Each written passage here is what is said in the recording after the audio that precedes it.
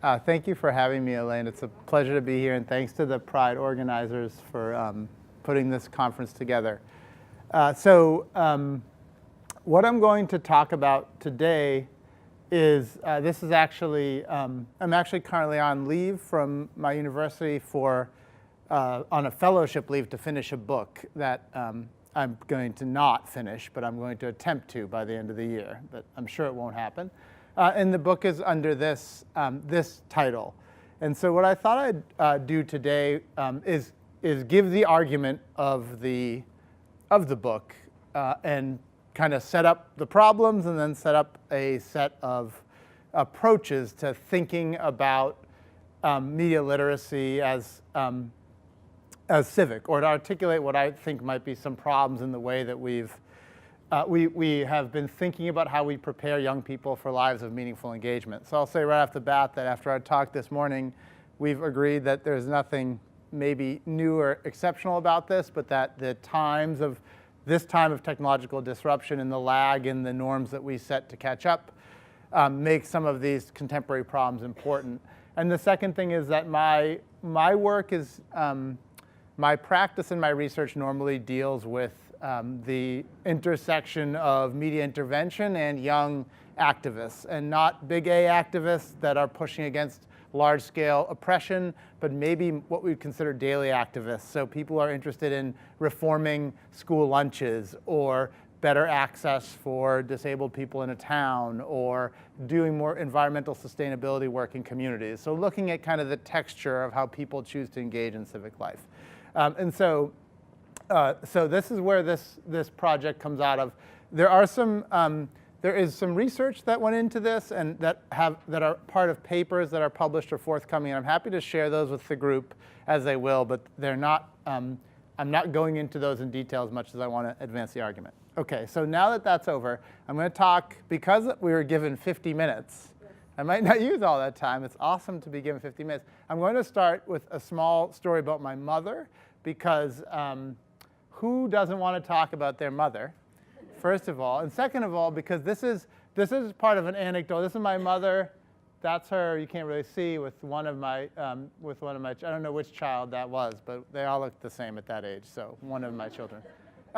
So something actually happened in this fall of 2014 as I was doing this research that really led me anecdotally and personally to think about what are the values of media literacy for preparing young people. And I'll use this story because about my mother, but also because it really led to me rethinking my own practice and my own research in media literacy. So my mother's name is Valerie Diggs, and she's an inspiration to me, but also she was a librarian who was one of the first she ran a school library system, and she was one of the first in the nation to revert her school library, public school library, into this idea of a learning commons. So she pushed the books out onto the periphery, and she created her public library space in a high school in suburban Massachusetts into a space where they talk about expression and inquiry and community and production. So she had weekly poetry slams, weekly bands playing. They had this open space. They had coffee and student art on the walls every morning. So she was really, she had been doing this in a rural town in Massachusetts, and she had made really great strides. When she launched this, she got a grant to do this. She had a few of our Congress people from Massachusetts came to the launching event. Academics from all over the United States in information library science came to this event. It was really fantastic to see. She had she had reorganized school library. She then served as the Massachusetts School Library Association president, an active member in the American Library Association. And she's an inspiration personally because she raised 4 kids largely by herself and kind of came from nowhere to do all this work. So why I'm telling you this story is because one Friday in her 21st year at this school, she was called into the superintendent's office and told to pack her bags, and she had to leave. And what was announced as her last year at this school, where she had been for 21 years. And so she was told this, and she came home and she told us, and my younger sister called me. I think I was just beginning a class at Emerson. And so once this happened, it was kind of a large the media covered it. Local media, the Boston Globe ran a story on it, and it was supposed that it was about budget deficits. So this is something we're familiar with, and that's not the point of the story. I'll tell you the conclusion now. It was not about budget deficits, but it ended up being about financial mismanagement in the town and the school budget, and a superintendent who made decisions to cut 3 educators, including my mother, and as the story unfolded, it was mismanagement. In the end of the story, the superintendent he was pushed out of his position, and things were reinstated, and my mother was able to retire. The reason why this is important is because when this happened, the media covered it. There was a ton of speculation, a lot of people really interested in figuring out what's going on, and it touched something very intimate to a lot of people in the town, the school, the community, children. So when we heard about this, we gathered information, a lot of people were upset, and we started a Facebook page. So I was part of this. We started a page. It wasn't about this yet. It was just a page called Support Val Diggs because so many people reached out. And what happened next is what I would consider a lot of very media literate behavior in terms of how we've been thinking about what media literacy is and how we might teach it. So we started a page for people to join and to share. And we had almost 1,400 people within 1 week come in support of this page. We had a letter writing campaign that we launched as part of this campaign, and we had about 300 or 400 letters. We had people contacting town administrators and school administrators. We had people sharing videos and work and ideas of the value of school libraries. So this is what I would consider, like if we think about this idea of what media literacy is, which I'll talk about in a second, we had people sharing, we had people who were doing really critical analysis of the media that was published and engaging in great debate. They were saying like, oh, this article, but what about this? And I looked at the town financial records. So they were doing everything that I would have said, like, this is fantastic. We have real critical engagement and critical thinking. We have dialogue. We have people producing and creating and sharing. Boy, how amazing this is. We've got a great community online, and they're doing all this wonderful stuff. And then a few weeks went by. We put all this out. We gave it to the town administrator. We gave it to the superintendent. We did everything we thought we should. And then it got to a point where everything was acknowledged, and then it kind of just stopped. And it just reached a point of like, as far as you can go with this space. And again, my argument here is not that this is not useful process, but this made me think about like, well, if people are using media to try to civically engage or to have some sense of civic participation, how do they meaningfully translate that into action? So when things stopped, we started to wonder, boy, there might be a limit on the type of impact that we can have through these technologies on civic life, so on solving problems, for example. So we got together. This was in 2014-15, so this was probably the fall end of 2014. And we started to think, actually with a group of my grad students who I just kept telling them about this because it was so, obviously it was just part of my life. I don't know if they liked me or not, but they were forced to listen. And we started to think about like what makes people act. So when you're on social media, it's fairly easy to make these actions. So people would advocate, they will comment, they will share. But once the problem stops, how do you persist in this way? And so we thought about this idea of finding a way to shift the narrative from the plight of one person, Valerie Diggs, who did have super strong social capital. She was very well known in this town.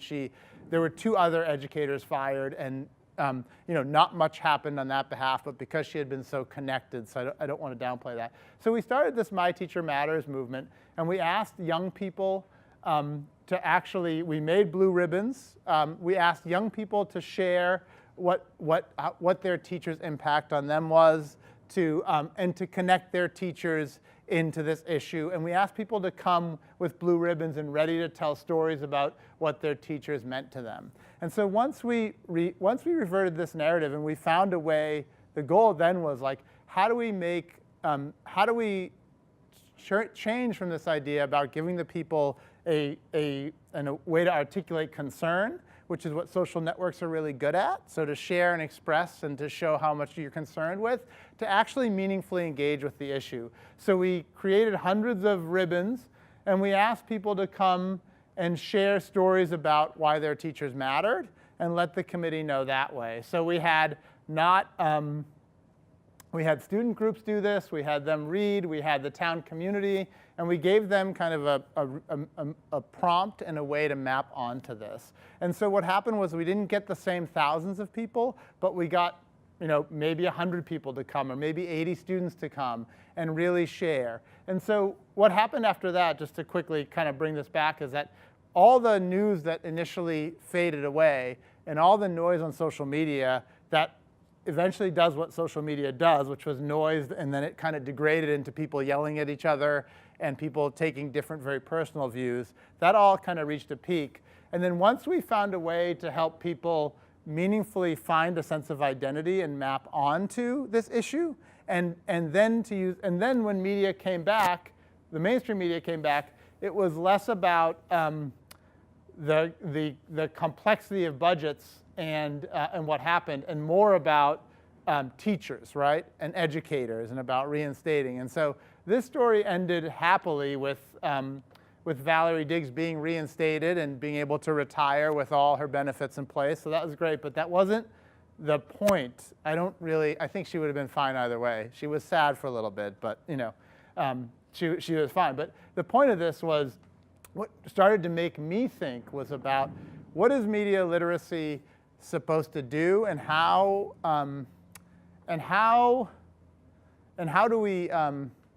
can we envision media literacy as doing the things that we claim to do.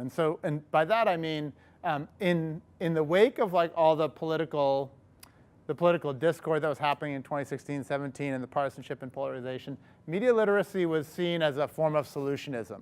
And it still is. We hear about it a lot. We need media literacy. We're here to talk about media literacy and civic engagement. We're here to talk about, we need to teach young people how to better use the media. And the anecdotal story I told you made me think about, there's a lot of savvy young people and adults that are really good and doing these things that we consider media literate. They're critically engaging, they're bringing evidence to the table, they're having dialogue, they're really expressive. And yet, what is the value if we're not able to connect it to a sense of meaningful engagement, or a sense of giving us a capacity to act or to be together in the world, if we just do this? So I started to articulate this idea. I think media literacy has a civic problem. And by civic problem, I mean this is obviously these are detailed quite heavily in the book, but my problems of contemporary approaches to media literacy, which were embedded in some of the things that I was seeing in some of the research that I've been doing that actually further validates this. But ways that media literacy has been approached in both formal and informal spaces, it assumes a critical distance, right? It assumes that we all take a step back and we understand how to critically deconstruct texts and messages. I'm not saying these are bad things. I'm just laying out what I think are problems that are perpetuated by new emerging technological norms. And we can come back to that. It's very transactional. We think about it as skill-based. If you learn how to properly use a camera, or to properly put a lav in place and help someone have a voice, then you will be media literate. If you learn how to properly deconstruct advertisements or to spot fake news, then you're media literacy. So we see this transactionality by, we just need to teach you this and then it happens. It prioritizes content instead of platform. It's still stuck in the idea of like message creation and content creation. And I think more times platforms are dictating how information is shared rather than content. It's deficit focused, so, and obviously, generalizing a little bit here, but a majority of the media literacy practice that we see helps to identify things that are wrong, or things that don't work the way they should, or things that are coming from a point of deficit. And the last one, which Monica mentioned, and I also believe, is it prioritizes individual responsibility. So it's up to us to be the smart media consumers. It's up to us to be able to navigate these platforms and these technologies right. And if we do that, then we get it. So this idea of individual responsibility. And so I actually think, or my argument is that these approaches to media literacy have not have not responded to the emerging norms of digital culture, and they're actually pushing us further and further into a space where we're teaching a lot of people how to be great critical thinkers and how to deconstruct media and even use media, but we're not connecting that to this larger sense of how they how they think about themselves as being in the world with others and how they can apply that to some common good. And I'll come to that in a second. So, I'm going to quickly go over 3 norms that I've identified, that 3 new norms of digital culture that I think are perpetuating this problematic approach to how we think about media. And this first one is spectacle, which I talk about as legacy digital and social platforms have become increasingly partisan, commodified, and polarized spaces of confrontation where young people are subject to highly personalized information design, greater targeted advertising, and content that breeds reductionist expression. I would not say just young people, but everybody. But I think we've come to the point of technologies. So when they were novel and nascent, some of these, what I consider these like new legacy networks, like really large networks that are increasingly expansive in their breadth and their scope, which are the new legacy networks. And I want to argue that that 5 or 10 years ago, these were very novel and nascent, and I still think they have value as connectors and as the ability to teach us how to have positive expression and engagement.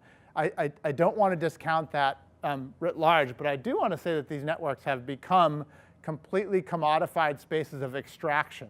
So when we talk about YouTube and the expression, again, I'm not saying it's a bad thing, but YouTube is designed, like the ability for people to express in YouTube is a practice for them. But for YouTube, their voice is fairly meaningless. The amount of content that gets uploaded, YouTube's red move to be an all-inclusive company, and the way that they monetize and prioritize content over others. The design is not to engage more. The design is to commodify and extract and use that to better target.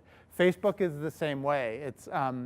Facebook's amazingly good at this, but the argument that Facebook is, its algorithms are designed to promote the most sensational and partisan content because that's often the most shareable, and then it designs feeds to do that. So, again, there's a lot of texture and nuance in this, but I do want to say that we oftentimes talk about like how can we do the best within these networks to the reality, but I think the reality now is that they have become such commodified spaces that the simple design of the platforms in themselves has shifted the way that we're able to engage in the first place, right? So again, my response to this will be not that we just need to teach people how to better use these tools. I understand they're a reality, but I think there's a step before then. Google's a great example. I mean, they all kind of own each other, or they're part of it. Google's dumping so much money into education, and so when I'm in classrooms now, it's amazing how classrooms are all Google Classrooms, and it's great, and I think it's fine, and it gives teachers and students a better way. But what Google is doing is just they are taking youth and they're putting them into the Google system. So then the Google algorithms and YouTube, it's all part of that. So this is not new, of course, spectacle. Debord talked about this in a while back. It's not a collection of images, rather a social relationship between people that is mediated by images, which I think is fantastic. And I know Data and Society has talked about this a lot recently, but we see these network social relationships emerge not only mediated by image, but defined by mediated text and network public. So you no longer need the media to initiate the spectacle. In fact, the spectacle can be initiated and normalized by citizens who feel empowered to share these things themselves. So it's a completely different landscape. And if we look at something like Pepe, we worked in middle schools this past spring on a project where we designed a tool where they could create memes and they could actually share them and vote on how persuasive they were. And when we're talking about memes and something like Pepe, how Pepe is you guys know Pepe? Yeah, we all. He's quite famous now. He's probably up there in terms of the online famous rankings.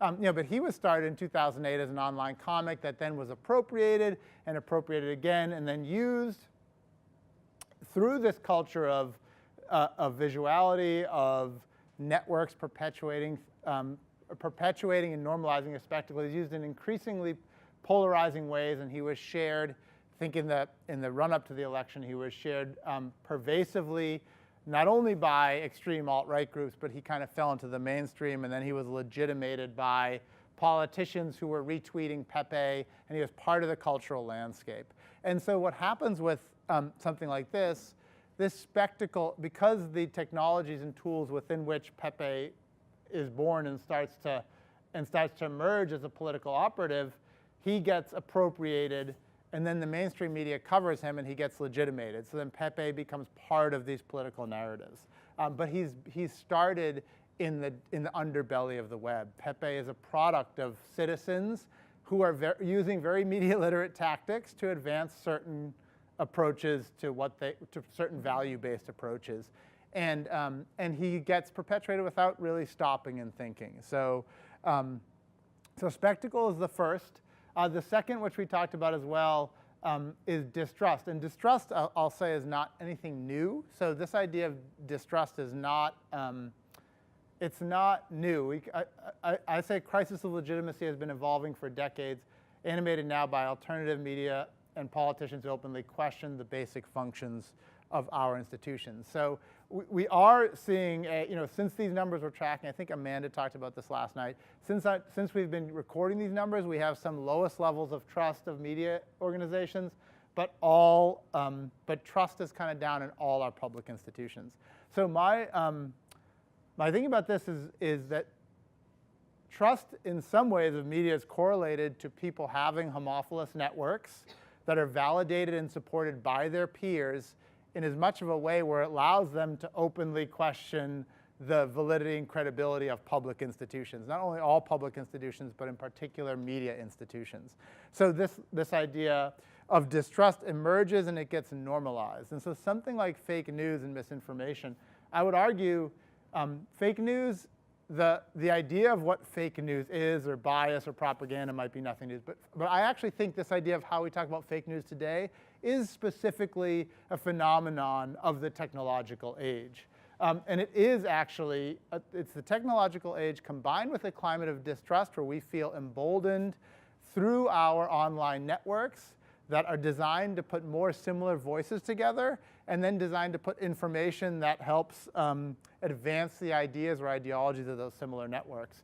And so when we think about this, I think distribution and cost approaches zero. Given these lower costs, reputations are far more expendable, and that we don't have laws and regulations. So the emergence of something like fake news, to me, is about people feeling emboldened not to have to trust public institutions because they get enough validation through their peer networks. This is a Penn State psychologist, Esham Sundar, who's done some really great work in online news and trust. And in one recent article he wrote, online newsreaders don't seem to really care about the importance of journalism sources. He talks about layering, about how online it takes so many different layers to get from the original source. So it might be something that's perpetuated, but that's put out by an organization, that's then shared, then retweeted, then you get it through peers that have already said it's okay. And when these systems are designed not for you, so this idea of let's stop and read, these technologies are actually designed the opposite. They will keep facilitating new information that will implicitly grab you. So they're actually not designed. So while I think stopping and reading is great, I have trouble stopping and reading. I don't know why I would ever tell my kids or my students that they need to do it. I mean, not to say, I don't want to tell them not to do it, but I really think that we need to kind of sift through some of this, some of how, the implicit behaviors that these technologies demand combined with the ways that we might want to see young people learn. So he talks about people caring more about information that confirms their values than that which is accurate, which has probably always been the case. And I don't think there's anything new here, but I think these technologies just exacerbate it, and we haven't caught up yet with norms for how to detail this. So Pizzagate's an example of this. Pizzagate's fascinating because it's literally an online community that started in Reddit that created and crafted a whole intricate and I got to read all about Pizzagate. It was both horrifying It was both horrifying and fantastic, and talking to some of the people that were involved in Pizzagate for this new book about their aims and the intentions behind this, and what's amazing about this, so their intentions behind it are obviously to advocate a certain political ideology. And so what they did was take the leaked DNC emails, of course, and craft an entire story that tied the Democratic Party to a child sex trafficking ring in the basement of a pizza shop in Northwest DC. What's different about this, though, that's fascinating, is because they started this online, they built such a strong, they were able to share this so much and through so many different networks that the mainstream media then picks it up. It's all over the place. And I was at the Boston Globe a couple weeks ago talking through some of these. And the Globe had a team that covered it. The New York Times covered it. Every legitimate institution covered it. A story that came from nowhere because it was so rampant online that they felt it had newsworthy value. Now, you could argue, of course, that's right through the traditional ways that we think about media and news gathering. But this is a legitimating of these processes.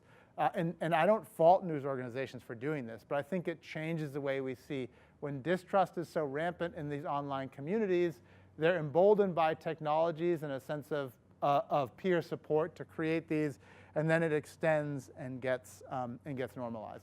Now, of course, I don't think that this is Evgeny Morozov, who wrote in The Guardian, the problem is not fake news, but digital capitalism that makes it profitable to produce false but click-worthy stories. So we were talking at the end of Monica's about Chartbeat. Do you guys know what Chartbeat? Have you ever heard Chart? So every news organization has Chartbeat, and it basically is like what Gawker used to use, which actually tells you how your stories are resonating, how many people click on it, audiences, and so What I see is wonderful here is that this, of course, in Macedonia or Skopje, these are the young kids in interviews who are talking about, they're talking about this idea of not political sabotage, but the idea of them saying, you see what people like and give it to them. You see they like water, wine, you give it to them. I don't force anyone to give me money. People sell cigarettes, alcohol, it's not illegal. Why is my business illegal? So people have found ways to extract from a network, and political and civic is just as strong as selling soap and toothpaste. And they're saying, why are we wrong? We're just doing what the internet tells us to do. In the New York Times this last Sunday, there was a whole story on how this works, on how Facebook and Google ads work, and how people sell shaving cream, and they sell, the story was about contact lenses, and how these Facebook ads work in that way to be extractive. So if they do it for that, and they're doing it for this, their argument is like, that's what the system is set up to do. So who's the moral authority to tell me to stop selling this when I'm making a lot of money by perpetuating this, right? So this is a problem. Again, I don't know if this is new, but the phenomenon specifically now to these networks matters. Okay, so we have spectacle and distrust, I think, these new norms. And the third one, which was kind of emerging from that, but which is also a large study that we did in 2015-16 with a forthcoming paper called The Civic Agency Gap, which is also a key part of the book, emerges from this idea of what Harry Boyt wrote in 2015 as a gap between articulating concern and a capacity to act, right? So out of a space of spectacle and distrust, we have this thing we're calling the agency gap. Have you guys seen this? Anyone seen this? So this is I'm just going to run this for a couple minutes, and I want to, let me find it. Here it is.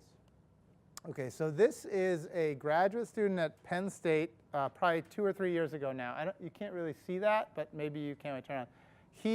I'm going to play it. It starts in 1979 and it ends in 2014. And what this is you see those dots? This is a map of the world. You can't probably see it well. This is the date. And every dot, he created a program that captures every time a civic protest was covered by media. So this is every time there was a protest that had to do with politics or government or something civic, and it was covered, he created flash. And the more the flash, the larger the protest. So if you see we're in the 80s and 90s, you see there's some I have it better on my screen. Eastern Europe, South Africa here now, some in the United States, and a little bit around, this is China and Asia. I don't know if you guys can see this, but watch what happens. So in the 90s, late 90s, the internet is now kind of out and about, and in the late 90s, it's getting into people's home, and you see the concentrated, so you can argue when the internet came in, now look at the amount of protests, 2000, 2001, we're in the middle of kind of the growth of laptops and computers and people getting more information. 2003, 4, this is when social networks start to emerge. They're not completely embedded in our daily lives, but now you see YouTube coming. Facebook is now public, available for everybody. Now we have Twitter in 08, and look what happens to the world. So we could argue that all of a sudden, we're all more active and we're all more engaged. Now 2011, 2012, now you see either the world is falling apart or we're super active. Either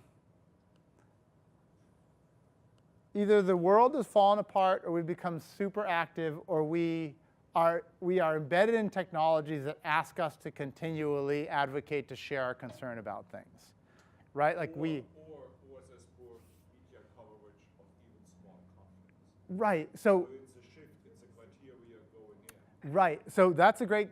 And in his methodology, so media is covering more conflicts. But I guess my question was, and this would be a good debate, is do we think that media all of a sudden are more concerned, or they are all of a sudden led on to more conflicts because they're doing what happened with Pizzagate? There's more people talking about things, and the media is finding more and more newsworthy. Or we could say there's more conflict in the world. I would argue perhaps there's I mean, I'd love to hear what you guys think. My understanding of this, my assumption on this is that whatever the mechanism is for media to cover these, there's more of a narrative of people articulating concern or calling out, especially in the mid to late 2000s, because they can be heard more, right? Because these technologies allow them to share their voice more. Or we can argue there's a richer media ecosystem covering this. But I mean, that's a good question. So in this study, we talked to, and I can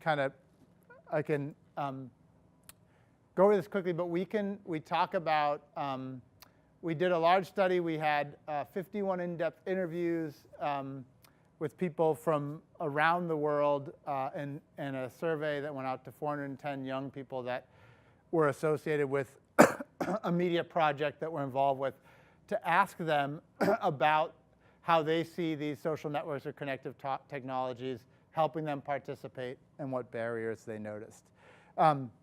Obviously, I go through this quickly, but agency, we're looking at in terms of the ability for these technologies to help people be in public spaces and care for others, to have people believe in their capabilities to exercise control, and not intentions people have in doing things, but their capability of doing those things in the first place. So we're looking at these connective networks as providing a sense of agentive action in people. And what we found quickly, I'm going to run through this quickly. In our survey work, and I'm happy to share this whole paper with you guys now. It's done and it's forthcoming.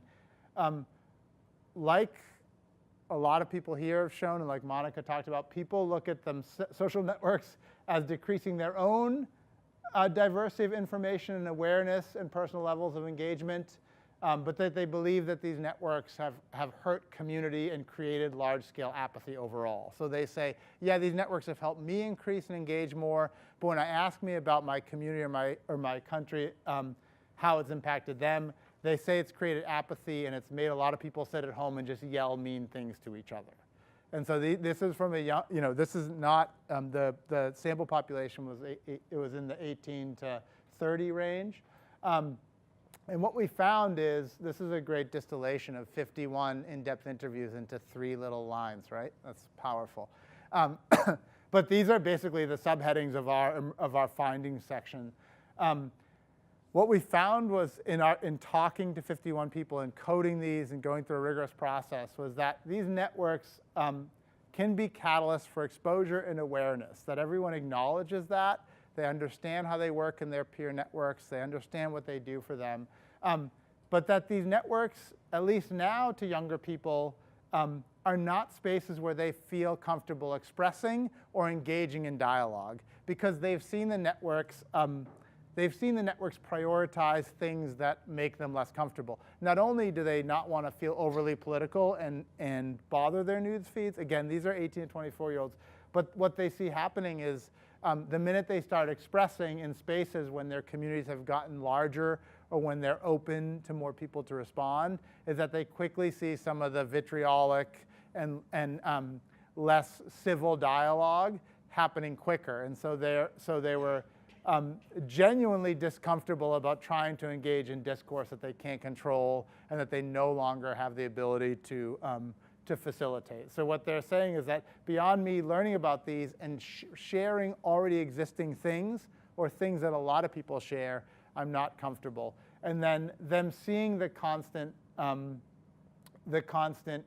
level of sensational and partisan content created like apathy towards the ability of these technologies and tools to have meaningful civic impact.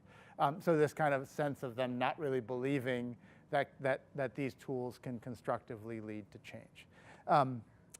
Okay, and that's going to lead me to the end of what I'm proposing at the end of, so very quickly what happens when we can identify problems but not solutions, which is what this civic agency gap to me articulates, that a lot of people are really good because these technologies ask them to share and express concern consistently, but without solutions.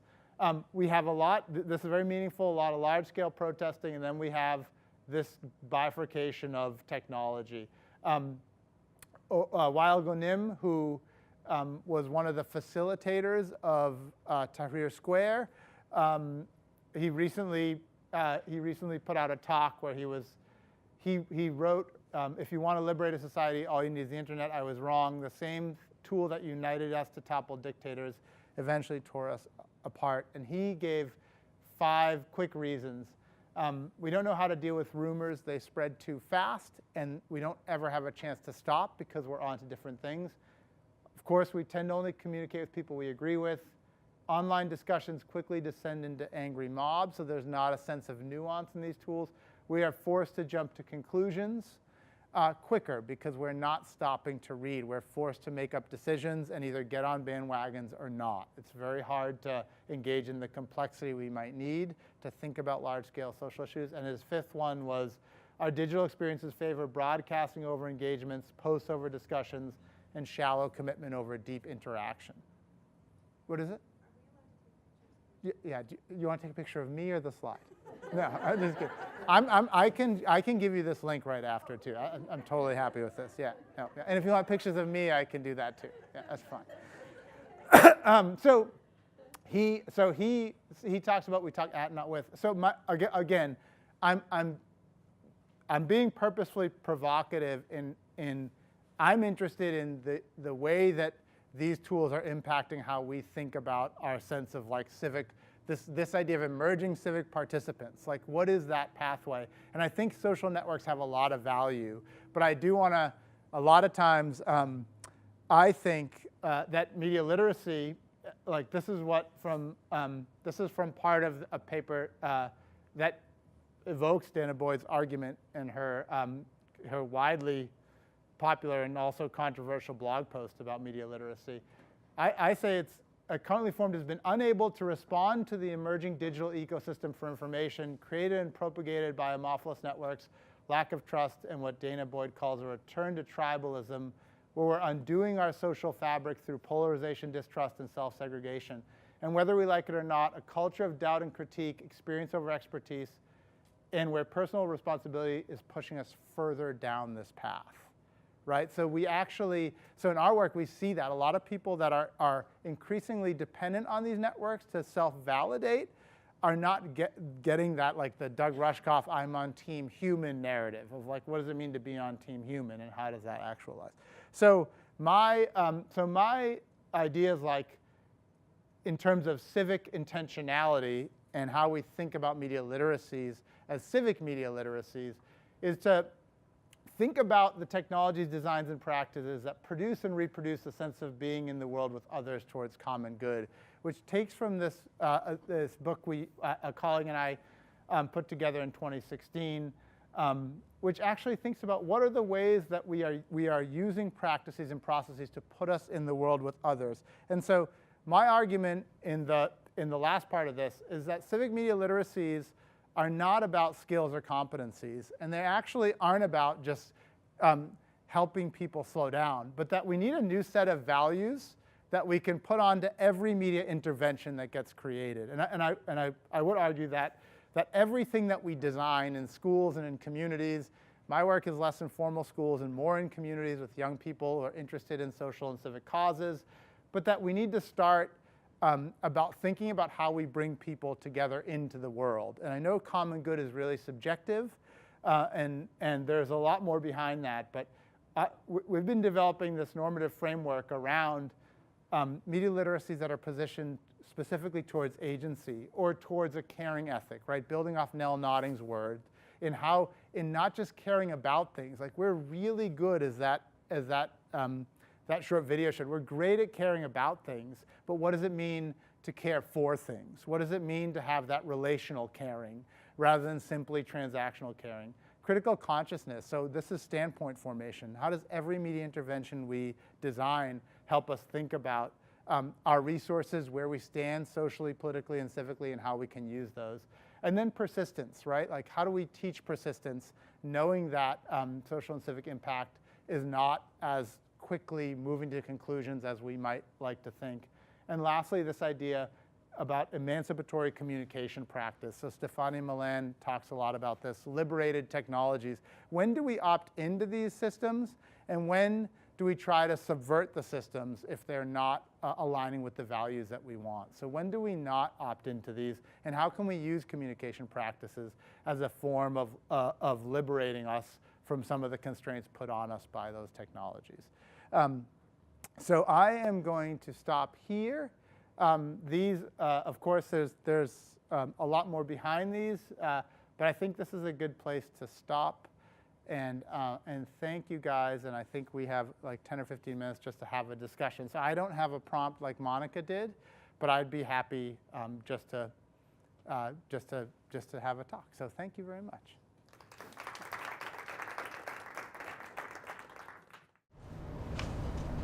Can you talk a little bit about what's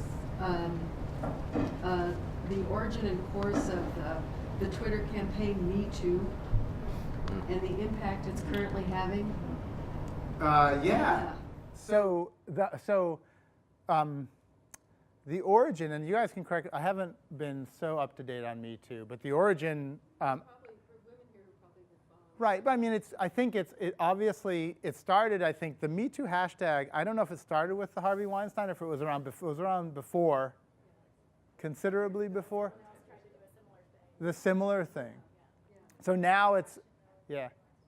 And I've heard that, that the Women's March, of course, was I've read that the Women's March helped reprioritize some of this, and then obviously the recent outing of,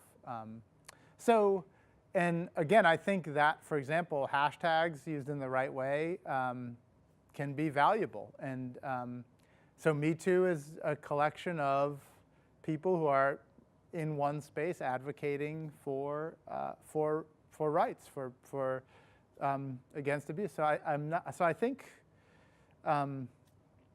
yeah, I guess I think that's a positive thing. Yeah. I had mixed feelings about it, to be honest, and I haven't really had a place to talk about this. Yeah. But, well, I found it confusing because I felt like some people were saying Me Too to sexual harassment.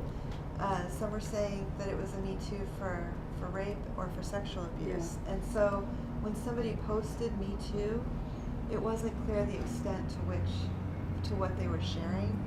And since I study online child sexual exploitation and abuse, I found it really interesting since reporting it is so low throughout a lifespan. So people will never talk about it.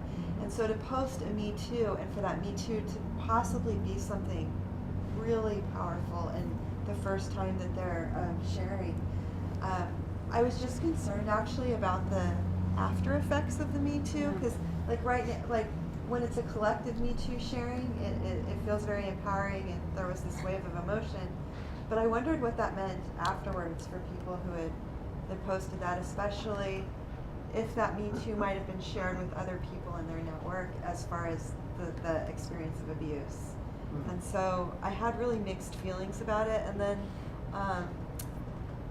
a male colleague of mine who I know was abused posted Me Too also and got attacked by people as subverting the Me Too, for not being feminist. And I was so torn about how to respond to this because I could see all sides, but it felt like other movements where it's like, oh no, you're not this part of this movement, so you can't also be in pain or be suffering something because you're not in this category. So I don't know, I had really mixed feelings about Me Too, and each time a Me Too popped up, I was like, I wanna ask them, like, you know, how much do you need right now for sharing this Me Too? And so anyway, I don't know how other people felt, but I was really sort of confused and didn't know how to. Yeah, does anyone else have any? I haven't been following the nuance of it too much, and I don't know how much this is tracking. I mean, I think that's, I don't know, I feel like our talk last night about this sociological aspect of posting things and, you know, finding a sense of, I don't know why this just made me think about this, but it's obviously not on the same level, but why we choose to post and open up in public spaces and what type of acknowledgement and validation we hope to get from that. So. Sense is that there's just been it's been a conversation that's been happening at various levels. It pops up for probably decades, like a long time, but it hasn't gotten traction in the same way that it got traction now, because there just wasn't the right kind of climate nor the right venue. And so I wonder sometimes if we hadn't had the last year that we've had, in every way that we've had it, if it would have gotten as much traction. But I may be erroneous in assuming this, but I think that a lot of the disclosures that have sort of are now public, very, like, you know, what happened to Roy Moore yesterday in the hour that I was on the flight, was, and all of the other, I think there's been 4 or 5 major public figures that have been sort of taken down in a way as a result of, I think it's tied to that movement, because people are now feeling validated about being vocal. It's so strange. People are showing more vulnerability when there's such a bullying leadership. I think it's pushback. So it's just, I don't know. I went to the march, and it was really, I've never been in a place that was so overwhelmingly powerful. And I kind of feel like in some ways, you know, this whole environment is kind of getting off. I don't want to go too far here, but the whole environment we've had in the last year has actually opened space for not only discourse, but vocalizations of things that we've never been able to talk about. And I'm not sure if we would be talking about it in the same way if we hadn't had the last year. I don't know. I think one of the reasons it's unsettling, maybe 2 reasons. One is that it's not actually a new hashtag, right? So it's this campaign that was subsequently in the news of the woman who's credited with it, you know, started 10+ years ago as a youth director for women of color. She's a black woman. So there's the credit thing, and you know, who's now the other demographics are sharing. What does that mean? Then the other thing is, and she has said that as well, is that moving past women having to surface this for this to become an issue versus all the systems that enabled it, and the latter is maybe where we should be focusing versus making women be vulnerable on Facebook, which is that solving the problem? It helps maybe to share, but so addressing this whole other big beast, I think, is a more satisfying mindset. Yeah, that makes sense. Yeah, so the values you have here, I think of more as associated with things like community organizing or things like that, some of these grassroots things. And I wonder, given these conversations about technology's well-known diversity issues, right? So a lot of these platforms you're talking about are made by people who are white or men, right? And reinforcing these kind of gendered and racial systems of power. Do you think those conversations about that help us get closer to this? So kind of acknowledging these values that are built into these? Yeah, so I actually think these are like, I mean, I think the next, this is totally new, so this is pretty ugly. But I think that these have to predate any of this, right? Like when we start at this normative aspect of, let's talk about media access, let's talk about, I actually think you opt in. So we were talking about, so I actually think when you just start from like, let's evaluate or let's critically deconstruct this text, you're opting into the norms within which that text was created and the structures and systems. So we're talking about like news and media organizations opting in to using social platforms and Chartbeat because that's where everybody is. But once you do, like the tactics, when I was at the Globe a couple weeks ago, that the Globe does the same exact thing that the Macedonian teens do. They run a headline, and then they look at how it's responding, then they change the headline. And then they look at how that's responding. And this is the same. So I would argue that if we start by teaching people here, we absolve from these bigger structures and the norms that are set. So my idea about starting here is for us to restate what the intentions of any media inquiry or media use are for, community organizing or any type of, I'm really interested in like the way that people activate themselves in a daily sense. So not just when they're responding to large scale things. And if we talk about caring, when you're doing this, who's cared for, what's cared about? When we talk about how do you see yourself collectively creating self-efficacy in the world, what is your standpoint and what are your resources, that we can then open ourselves up to having conversations. And I get that this could be a little ambitious because a lot of us are just saying, well, let's just accept that Facebook or let's accept that Instagram is where young people are and let's teach smart use of that. And I think this is still really important, and at younger levels it's really strong. But I push back to say that like, because everyone's creating things on YouTube, let's just adopt that platform, because the YouTube platform I think is one of the worst at being extractive and just asking people to give more and more in the sake of expression when the chances that that expression validates anything are like so minimal now that I think the practice is good, but we often do the practice without talking about the system.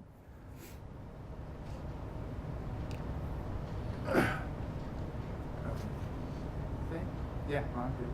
So my question's a little bit different. Going back to something you were saying earlier about no one having time to read, this is something I've been struggling with. Is to what extent are our expectations for media literacy possibly elitist, or I don't know if elitist is the right word for this, but possibly impractical for most people. Right. Like the idea of comparing across sources, or reading more than the headlines, or I'm just wondering. Yeah, and I don't know if people don't have the time to read. I just don't think we are. I just don't think we're brought up in an information culture that prioritizes. At a certain age, right? At a certain age, but that once we get into the tools and technologies I'm talking about, they definitely don't prioritize us reading or stopping. They prioritize the opposite, right? They're always on to the next thing. So I think that media literacy, I don't know if the elitist thing is, I think media literacy has had this reductionist normative approach to it, and it's assuming that these things are good. And I think it's I guess the argument here is that I think reading is super important, and I think sources and credibility is really important. But I think the way we get at that is not, I think about this oftentimes, just doing like self-checks about the implicitness within which we all react to information. I don't something happens. I think we're good at having those markers for teaching critical deconstruction, but I often think the first thing I do is put a value statement implicitly on what this information is, and then if I want, I can go validate it or not. So, and again, I think I do think we've always done this. I don't know how. I guess I would just want to discuss these things with people before I want to discuss like how you do sources, because I think a lot of people know sources, and it's not necessarily going to change their behavior. Yeah, this makes me wonder about when one turns to intervention, how much is it useful to think about intervention at the individual level, right? Which is what we're talking about here, versus intervention that happens more at the infrastructure or at the collective level. Like thinking about this more like a public health problem, for example. Right. So you can't stop disease, but you can stop epidemics, for example. Right. So you can't stop all fake news, but you can stop digital wildfires that are particularly Right. Problematic. Or you can try to take the edge off partisanship or the inevitable, going down into people sniping at one another. Yeah. And so what I'm struggling with here is how much is it worthwhile thinking about intervention at the individual level, or what would be useful at the individual level versus what would be more useful at the macro level, Right. for example. Right. And I wondered what your thoughts about that. And I think that's such a valuable insight, because I do think, if you see what's happening now with these big technologies, they kind of retroactively apologize and say we're going to but we don't. We often treat this as like, let's just get kids when they're young and teach them how to do these things.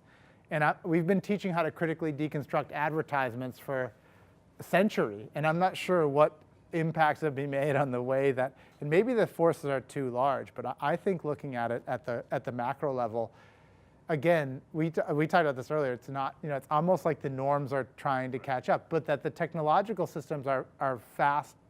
It's all relative, but they are fast, and they've hit a level of perhaps impact that's on a scale that's beyond just like if we just get kids in groups and teach them these things. So I would love to explore that further. Just to add a note to that, the cautionary tale is the work that's being done now on financial literacy. Yeah. And it turns out to be devilishly hard to teach people financial literacy in a way that they actually remember it for when it's useful to them. Yeah. And so people who are interested in financial literacy or having people improve their economic outcomes are going to different types of interventions now because the individual thing isn't working. Yep. So No, I think that's the same thing. Like if you teach everyone in high school how to do this, or it's that's exactly what doesn't help. It's exactly what doesn't help, and that's what we've been, I think, doing here too. Is let's just teach people. Yes. So my question is very related, and excuse me if I'm asking the obvious, this is a new space for me, but is the issue of interventionism, and when you spoke earlier about fake news, there was an analogy you gave of someone saying, well, people are selling cigarettes and selling alcohol. Right, that's what the news said. And on a cigarette box, there's a disclaimer that this is not good for your health. Yeah. Right? So is there a regulatory body, or are we moving towards that kind of regulation where there's an indication that this news is not verified and you consume it at your own risk? I don't know. I don't know what you guys think about the need to I think that's, this is again we have at this point, like there's a good reason why these spaces are technology companies and not media companies, and that's completely purposeful because they absolve themselves of much of the regulation that media companies, what that regulation is. So that has been in the space, it's been a huge discussion of like, do we need to regulate? And then Facebook, I've been at so many conferences with Facebook's chief of ethics and their news, and they're like, we're doing this and we're gonna try to create something, and it's just, to me, it's just so hollow, it's not.